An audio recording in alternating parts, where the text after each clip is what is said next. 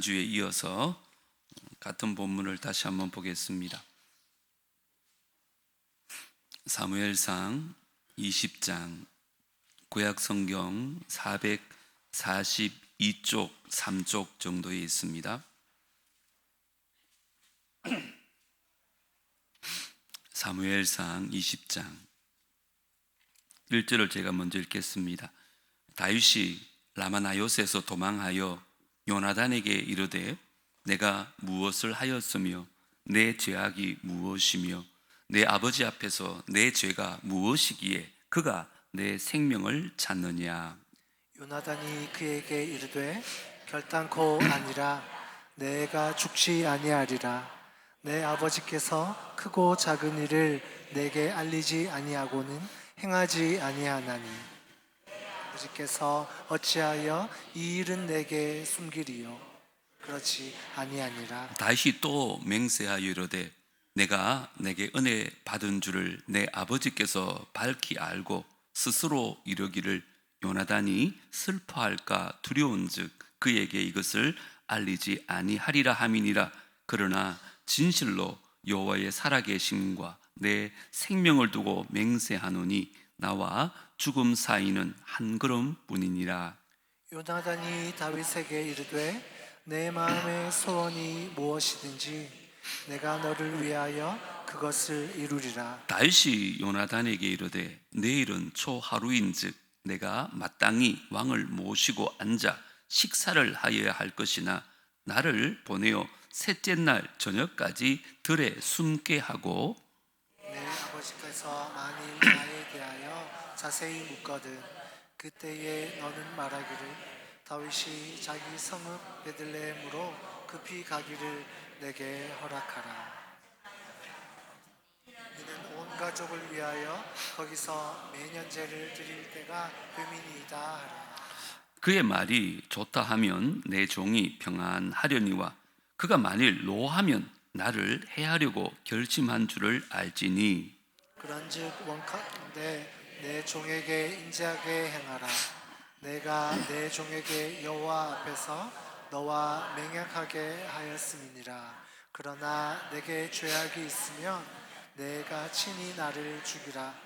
나를 내 아버지에게로 데려갈 이유가 무엇이냐 하니라. 요나단이 이르되 이 일이 결코 내게 일어나지 아니하리라. 내 아버지께서 너를 해치려 확실히 결심한 줄 알면 내가 네게 와서 그것을 내게 이르지 아니하겠느냐 하니 다윗이 요나단에게 이르되 내 아버지께서 혹 엄하게 내게 대답하면 누가 그것을 내게 알리겠느냐. 다 같이요. 요나단이 다윗에게 이르되 오라 우리가 들로 가자 하고 두 사람이 들로 가니라. 아멘. 우리 지난 시간에 이어서 참된 친구라면이라는 제목으로 말씀을 나누려고 합니다. 물론 여기는 꼭 세상에 있는 친구만을 얘기하는 것이 아니라 우리 성도님들과의 관계도 포함되어 있으리라 생각을 합니다. 오늘 본문 말씀은 이 사울의 살해의 위험을 받던 다윗이 사무엘이 있던 라마 요나단에서 이제 피신을 갑니다. 요나단에게 도움을 요청하기 위해서 지난주 말씀드린 것처럼 기브아에 다시 돌아가는 장면입니다. 이것을 통해서 성도들은 어떤 친구 관계가 되어야 하는지, 더 나아가서 예수님과 우리는 어떤 관계를 가져야 되는지를 우리가 볼 수 있습니다. 지난 금요일에 살펴본 첫 번째 진리는 참 친구는 담대히 도움을 요청한다는 것이었습니다. 사울을 피해서 기브아에서 라마로 피신했던 다윗은 사울이 자신을 죽이려고 라마에까지 쫓아오자 이제 요나단에게 도움을 요청하기 위해서 사울이 살고 있는 기브아에 용감하게 찾아옵니다. 그래서 나와 죽음 사이에는 오직 한 걸음밖에 되지 않는다는 그런 위급한 상황이라고 호소하면서 요나단의 협조를 구했던 것입니다. 다윗뿐만 아니라 예수님께서도 그 겟세마네 동산에서 이제 내가 죽게 되었으니 나를 위하여 기도해달라고 겸손하게 제자들에게 기도를 요청하셨습니다. 이처럼 우리 성도님들도 담대히 그리고 겸손하게 서로에게 기도와 도움을 요청하는 사랑의 공동체가 되기를 주의 이름으로 축복합니다. 여기에 대한 구체적인 방법이 있다면 중보기도 요청서를 제출하는 것입니다. 각 층마다 벽에 보면 저렇게 중보기도 요청함과 요청서를 걸어놨습니다. 그래서 많이들 이용하셔서 서로를 위해서 담대하게 도움을 요청할 수 있는 우리가 되었으면 참 좋겠습니다. 그게 바로 참 우정, 참 친구라는 것입니다. 오늘 두 번째 우리가 요나단과 다윗을 통해서 배울 수 있는 진리는 참 친구는 기꺼이 필요를 채워준다는 것입니다. 4절을 보시면 요나단이 다윗에게 이르되 내 마음의 소원이 무엇이든지 내가 너를 위하여 뭐 한다고요? 그것을 이루리라 이렇게 말합니다. 호랑이 굴 같은 기부하러 돌아왔던 이 다윗, 원수의 아들인 요나단에게서 도움을 청한 이 다윗의 용기와 믿음도 참 대단합니다.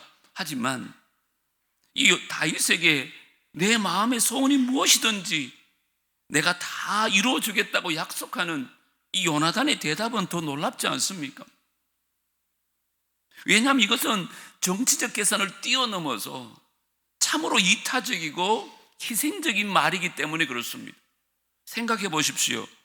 사울이 지금 다윗을 죽이려고 하던 이유 중에 하나는 어쩌면 자신의 왕권을 잘 지켜가지고 자신 아들 요나단에게 나라를 물려주기 위함도 분명히 있었을 것입니다. 이게 세상의 모든 아버지의 마음 아니겠습니까? 그래서 요나단 입장에서 보면 이 다윗의 요청을 모른 척하고 그냥 가만히 있으면 자기에게는 가장 유리한 상황이 되는 것입니다.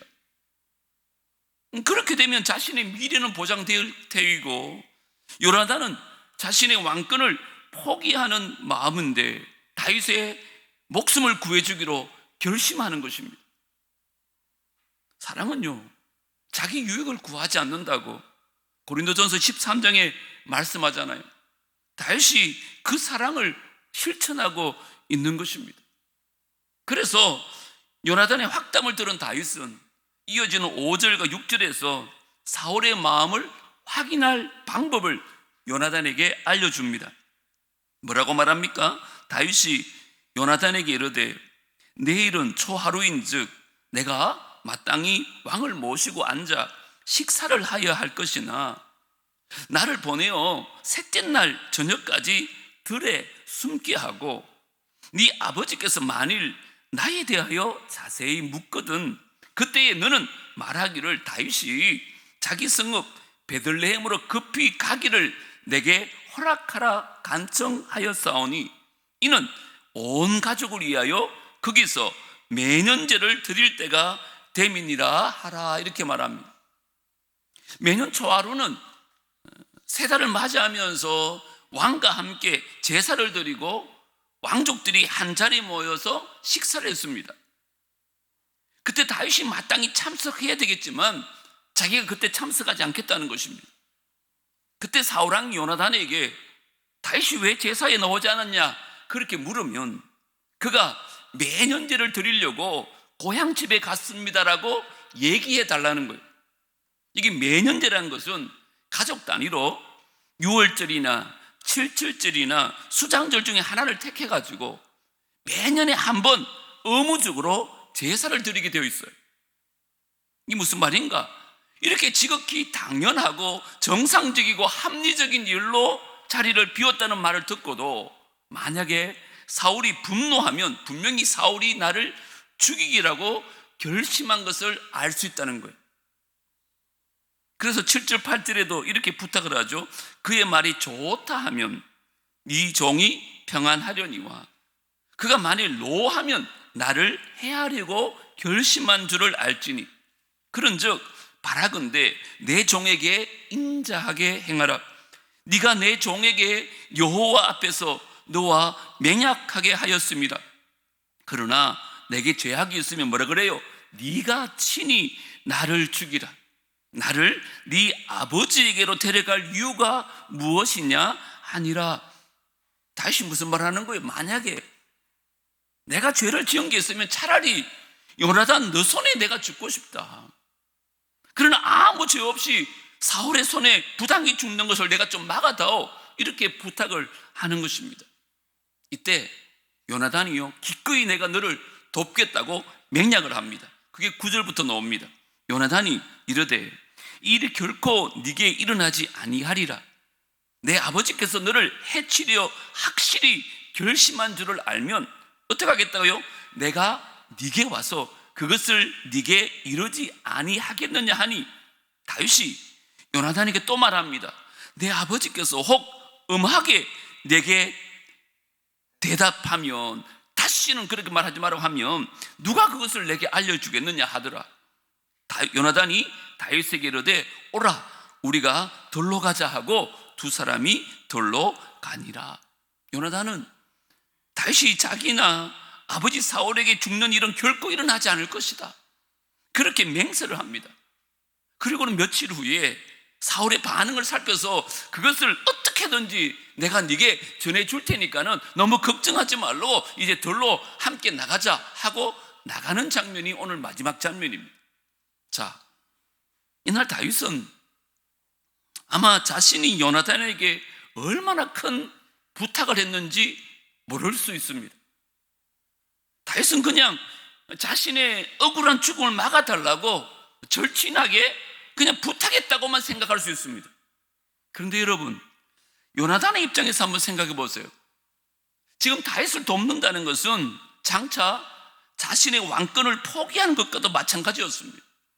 뿐만 아니죠, 다윗을 돕고 있는 것이 탄로가 나면 지금 사울왕이 다윗을 죽이려고 혈안이 되어 있는데 자기 목숨인들 온전할 수 있겠습니까?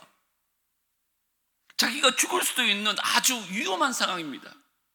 그럼에도 불구하고 요나단은 자신의 친구 다윗을 위해서 그 아버지의 악과 또 그 위험에서부터 보호하기 위해서 엄청난 희생과 위험을 감수하면서 기꺼이 그를 도와줬다는 거예요.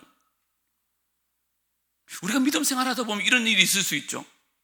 내가 누군가의 도움을 위해서 누구를 찾아가서 그에게 말을 한다거나 그를 도와준다거나, 그게 어떨 때는 엄청난 희생일 수 있거든요. 지금 요나단이 그 일을 하는 것입니다. 그런데 제가 말씀드리고 싶은 것은 이 요나단의 희생적인 사랑이 우리를 죽음에서 구원하기 위해서 자신의 목숨을 내어주시는 예수님의 무조건적인 사랑을 너무 닮았다는 것입니다. 여러분, 요한복음 15장 13절 같이 한번 읽어보겠습니다. 시작.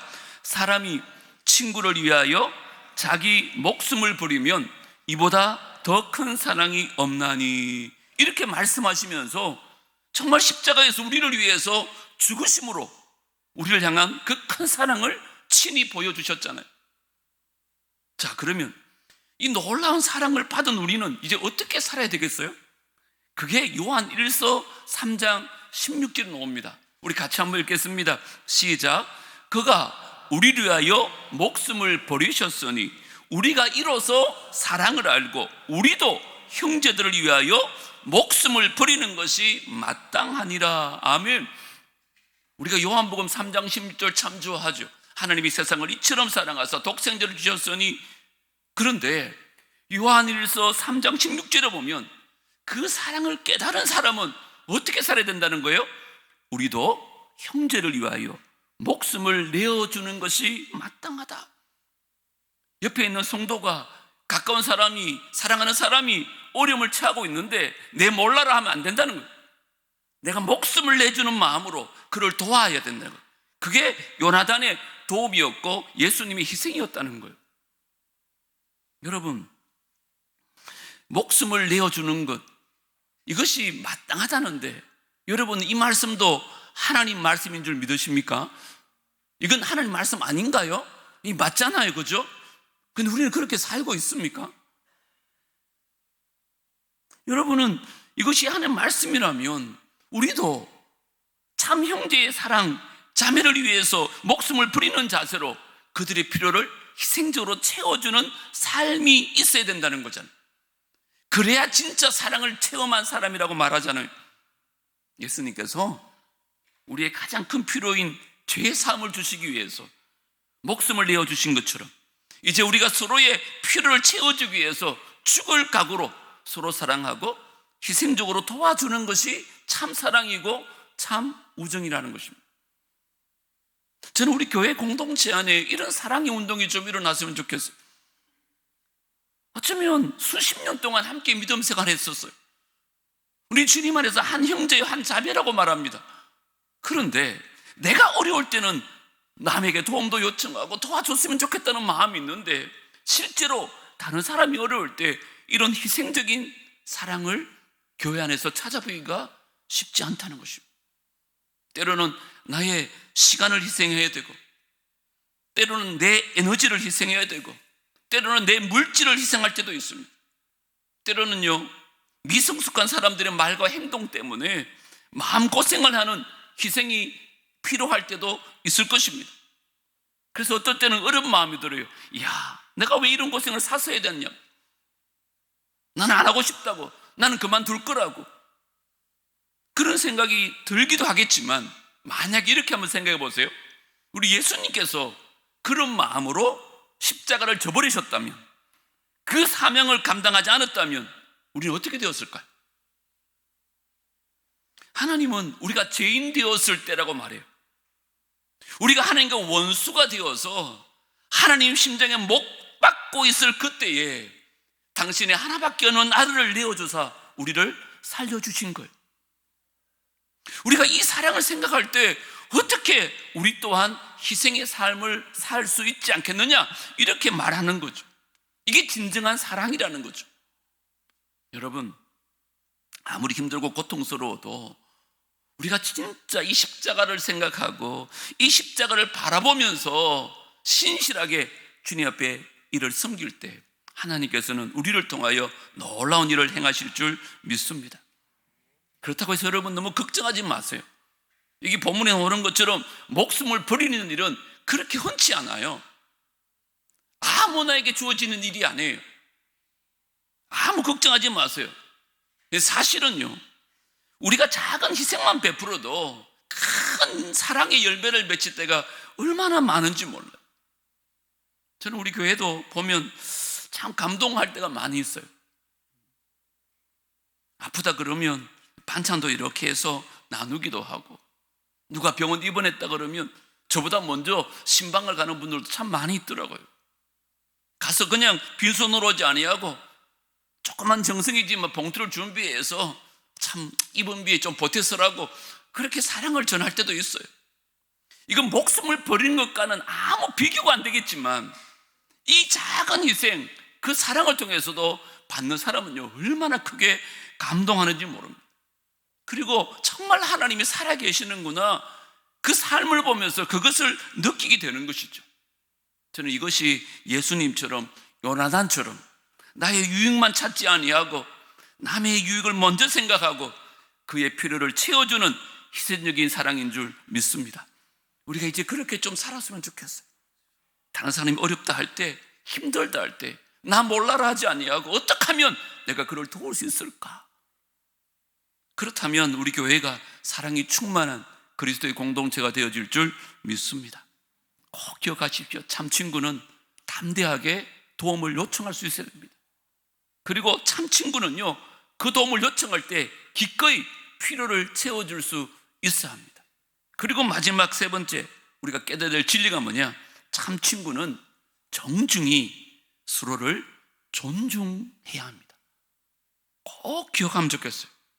저는 오늘 본문을 보면서 새롭게 깨달은 게 이거예요. 사실은 다윗과 요나단에게서는요 이런 스스럼 없는 친구였어요. 도움도 요청할 수 있고 도와달라 그러면 목숨을 내어놓고 기꺼이 도와주는 진짜 절친이었어요. 그런데 이 둘 사이를 자세히 보세요. 서로를 존중히 여깁니다. 아무리 친한 사이라도 함부로 대하지 않는다는 거예요. 여러분, 다윗이 요나단 앞에 자신을 뭐라고 부르는 줄 알아요? 종이라고 부릅니다. 오늘 여러분 본문을 그냥 넘어갔겠지만 제가 다시 한번 읽어드리겠습니다. 7절 보세요. 그의 말이 좋다 하면 뭐라 그래요? 내 종이 평안하려니와. 자기를 말하는 거예요. 요나단 앞에서 다윗이 말하는 거예요. 8절도 보세요. 그런즉 바라건대 뭐예요? 네 종에게 인자하게 행하라. 자기에게 네가 내 종에게 여호와 앞에서 너와 맹약하게 하였음이니라. 지금 보세요. 가장 친한 친구 사이인데 그 친구한테 계속해서 자기를 종이라 부르면서 예의를 갖춰요. 왜 그럴까요? 신분이 달랐어요. 당시에 요나단은 왕자였습니다. 왕의 아들이었어요. 엄연히 구별되는 위치에 있었던 사람이에요. 그 선을 넘지 않았던 것입니다.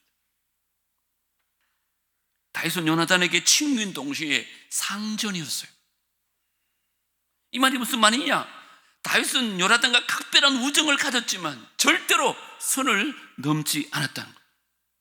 이게 고린도전서 13장에 나오는 말이에요. 사랑은 무례히 행치 않아요. 우리는 가깝다는 핑계로 무례히 행할 때가 많아요. 성도들끼리도 한번 잘 보세요. 친한 사이라도요, 선을 넘는 무례하고 가격한 행위는 피해야 돼요. 그것 때문에 상처를 받아요. 아무리 친해도 그 사람을 무시하거나 멸시하는 행동은 하면 안 돼요. 왜요? 그게 예의예요. 친하면 친할수록 선을 넘으면 안 된다니까요. 또 누군가 앞에서, 사람들 앞에서 누군가를 무안준다거나 수치심을 느끼게 하는 발언을 하면 절대로 안 되는 겁니다. 농담을 해도 남을 깔보거나 웃음거리로 만드는 그런 농담을 하는 사람은요, 정말 눈치 없는 어리석은 자예요. 누굴 낮추려면 자기를 낮추는 건 몰라도 남을 비하하는 농담은 아주 상스러운 농담이에요. 그런 건 교회에서 하면 안 돼요. 제가 얼마 전에 새벽기도 시간에 목사님께서 설교하는 가운데 교역자들에게 반말을 하는 분이 있다길래 제가 깜짝 놀랐어요. 저는 우리 교회 이야기가 아니었으면 좋겠어요. 아무리 친해도 그건 절대로 있어서는 안 되는 일이에요. 저도 우리 부교역자들 반말 안 합니다. 아무리 친해도 그건 주의 종에 대한 예의가 아니에요. 우리가 말할 때요, 항상 에베소서 4장 29절 이 말씀 명심해야 됩니다. 우리 같이 한번 읽어보겠습니다. 시작. 더러운 무릇 더러운 말은 너희 입 밖에도 내지 말고 오직 덕을 세우는데 소용되는 대로 선한 말을 하여 듣는 자에게 뭐예요? 은혜를 끼치게 하라. 할렐루야. 말을 할 때 있잖아요, 내 말이 옳은가 틀린가 이게 중요한 게 아니에요. 옳은 말인가 틀린 말이 중요한 게 아니에요. 뭐라 그래요? 이 말이 덜 끼치는 말인가, 이 말이 은혜가 되는 말인가, 이것을 생각하라는 거예요.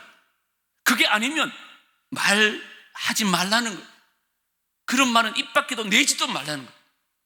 이게 그리스도인들의 말의 원칙이요 기준이라는 거예요. 옳고 그름이 중요한 게 아니에요. 그 말이 정말 덕이 되는가, 이 말을 듣는 사람에게 은혜가 되는가, 이게 먼저예요. 제가 설교 준비하면서 서울대 최종원 교수가 쓴 아주 지혜로운 인생 교훈이 있어서 하나 소개하려고 그래요.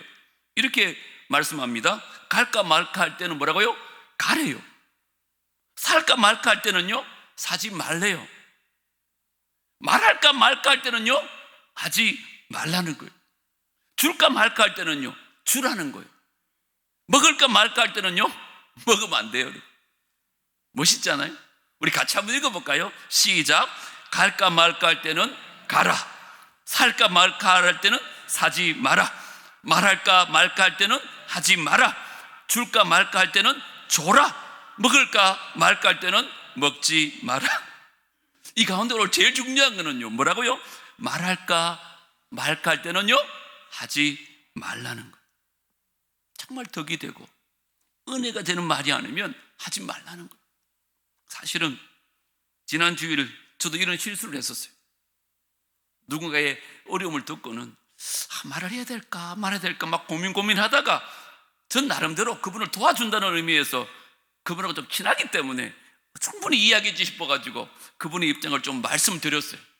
근데 말하고 나서 저희 집 사람도 제게 그러던데, 그분에게 상처가 되었으면 어떡하나, 혹시 이 방송 듣고 계시면, 이 자리에 안 계십니다. 제가 사과 말씀드리겠습니다. 우리가 그런 실수를 많이 할 때가 있어요. 여러분, 괜히 쓸데없는 말 해가지고 본전도 못 찾고 오직 덕을 세우는 데 사용하는 선한 말을 하라는 거예요. 이 말이 듣는 자에게 은혜가 되는지 안 되는지 그것을 먼저 생각하라는 거예요. 그런데 우리는요, 친하다는 핑계로 너무 쉽게 말해요. 여러분, 이렇게 하려면 우선적으로 우리가 해야 될 게 있어요. 그게 뭐냐 하면 모든 사람들을 하나님의 형상으로 지음받은 존귀한 자로 여길 수 있어야 돼요. 이걸 다른 말로 하면 예수님 대하듯이 대해야 돼요. 그러면 말을 함부로 하지 않아요. 그러면 아무리 친하다 해도 함부로 행동하지 않아요. 그리고 더 나가서 친구 대신 예수님에게도 우리의 태도를 한번 돌아봐야 돼요. 물론 우리 가운데는 그런 분 없으리라 생각하지만 어떤 분들은요, 예수님한테 너무 함부로 하는 분이 있어요. 마치 종 다루듯이 자기 마음대로 내가 무슨 말 하든지 다 들어줘야 되는 사람인 것처럼. 아니에요, 여러분. 비록 예수님 우리를 친구로 부르주셨지만 그분은 우리의 왕이신 줄 믿습니다. 그걸 잊으면 안 돼요. 비록 우리를 친구로 삼아주셨지만 예수님은 여전히 하나님이세요. 예수님은 인간과 비교될 수도 없는 존귀한 창조주시요 온 우주의 주관자세요. 지금도 만왕의 왕이시고 우리는 그의 백성입니다. 예수님 우리의 주인이시고 우리는 그의 종들이에요. 맘먹을 수 있는 분이 아니에요. 그런데 제가 목회하면서 보면 크리스찬들 가운데 예수님을 함부로 막대하는 분들이 의외로 많아요. 하나님을 경외하는 마음이 사라졌어요. 사랑의 하나님만 생각하고 심지어 나를 쫄쫄 따라다니는 꼬봉인 것처럼 그렇게 여기는 사람도 있다니까요. 이게 기독교인 것처럼, 이게 사랑인 것처럼 착각하는 사람들이 있습니다. 절대 그렇지 않습니다. 성경을 보면요, 이런 사람들은 예수님의 친구가 아니에요. 예수님의 심판의 대상이에요. 제 말이 아닙니다. 우리 방금 읽었던 요한복음 15장 13절 이어서 14절을 제가 읽어드리겠습니다. 사람이 친구를 위하여 자기 목숨을 버리면 이보다 더 큰 사랑이 없나니. 예수님이 우리를 위해서 그렇게 목숨을 버리셨어요. 그래 친구 삼으셨어요. 그 다음 다 같이요, 시작. 너희는 내가 명하는 대로 행하면 곧 나의 친구라. 보세요, 예수님은 우리 위해서 목숨을 버리셨어요. 그런데 우리가 예수님의 친구가 되기 위해서 뭐 하라고요? 예수님을 왕으로 모시고 그분의 말씀대로 순종하는 자가 예수님의 친구가 될 수 있다는 거예요. 그래서 담대히 예수님께 나가서 도움을 요청할 수 있는 특권이 주어진다는 거예요. 이걸 모르고 우리는 하나님 앞에 너무 함부로 대할 때가 많습니다. 이렇게 하나님 말씀에 순종할 때 우리는 담대하게 하나님 앞에 나가서 친구처럼 말할 수 있고 또 그 주님께서는 우리의 필요를 채워주는 참 친구가 되어준다는 거예요. 누가요? 예수님 말씀에 순종하는, 예수님을 왕으로 경외하는 자들에게 예수님의 친구가 되는 놀라운 권세가 주어진다는 것입니다. 저는 이 말씀 정말 저와 여러분 마음에 다시 한번 꼭 새겼으면 좋겠어요. 예수님께서 우리를 위해서 목숨을 내어 정도까지 사랑하셨어요.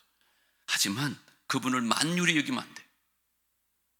그분 앞에 겸손하게 엎드려서 늘 왕으로 섬기면서 주의 말씀에 순종함으로 말미암아 이제야 저와 여러분이 예수님의 절친한 친구가 되어지는 거예요.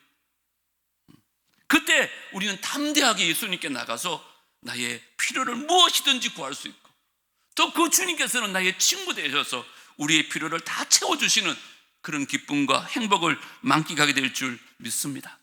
뿐만 아니라 저는 우리 교회 안에서도 우리 서로에게 이런 관계가 되었으면 참 좋겠습니다. 다윗과 요나단처럼 아름다운 관계를 통해서 서로의 도움을 요청하기도 하고 또 서로의 필요를 채워주기도 하고 서로를 존중히 여길 수 있는 주의 은혜가 있기를 주의 이름으로 축복합니다. 오늘 세 가지 꼭 기억하십시오. 참 친구는 뭐라고요? 담대히 도움을 요청할 수 있어야 됩니다. 두 번째, 참 친구는 그때 기꺼이 필요를 채워줄 수 있어야 합니다. 그리고 세 번째, 마지막으로 참 친구는 비록 아무리 가까워도 선을 넘으면 안 됩니다. 정중히 서로를 존중할 수 있어야 합니다. 기도하십시다. 하나님 아버지, 오늘 다윗과 요나단을 통해서 2주 동안 참 친구가 어떤 친구인지, 우정과 사랑에 대해서 말씀을 나누었습니다. 이 말씀은 그냥 옛날에 있었던 다윗과 요나단의 얘기가 아니라 오늘날 우리 성도들 안의 관계요, 주님과 우리의 관계임을 다시 한번 깨닫게 하여 주시옵소서. 그래서 참 친구 되신 예수님께 나와서 오늘 이 밤에도 담대하게 우리의 도움을 요청할 수 있게 인도하여 주시고, 참 친구 되신 예수님께서 기꺼이 우리의 필요를 채워주실 줄 믿고 간구하는 이 밤이 되게 하여 주시옵소서. 우리 성도들 사이에서도 어려움이 있을 때 나 혼자 끙끙 앓다가 병들지 않게 하여 주시고, 나의 필요를, 도움을 요청할 수 있는 친구들, 그 친구의 어려움을 들었을 때 조그만 것이지만 기꺼이 그 필요를 채워줄 수 있는 사랑의 공동체가 되어지게 하여 주시옵소서. 아무리 가까워도 서로를 존중히 여길 수 있는, 선을 넘지 않는 그런 은혜가 있게 하여 주시옵소서. 이제 주님 앞에 엎드려 기도하고 부르짖어 주님 앞에 간구하기를 원합니다. 오늘 이 밤에 우리의 기도에 응답하여 주시고 우리의 필요를 채워 주시옵소서. 예수님 이름으로 기도드리옵나이다. 아멘.